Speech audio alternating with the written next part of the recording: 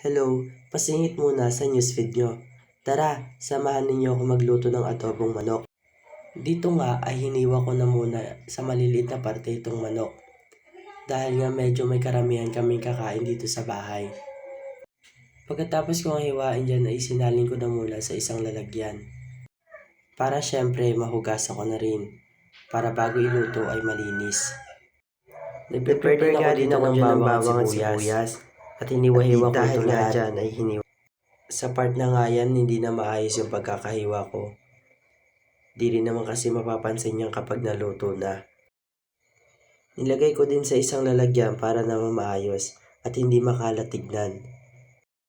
At dito nga hindi ko na na-video yung paglalagay ng mantika, bawang at sibuyas. Sinunod ko na nga rin nilagay yung mga nahiwang manok dahil luto na din naman yung bawang at sibuyas. Pagkatapos kong haluin, ay tinakpan ko na muna para medyo mabilis nang maluto. Nung binuksan ko na nga ay kumukulo na at nilagyan ko na rin ng toyo dahil nga adobo ito.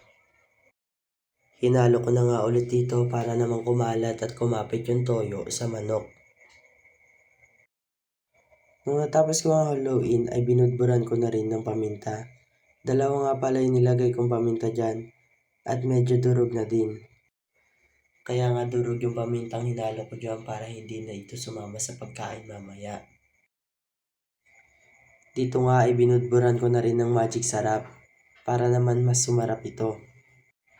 Nilagyan ko nga rin pala ito ng 3 pirasong sili kaso hindi ko na hiniwa dahil may bata kaming kasamang kakain. Nung binuksan ko na nga ito ay luto na. Kaya naman dali-dali ko nang hinango ito para makakain na rin kami. At yan na nga, luto na ang adobong manok.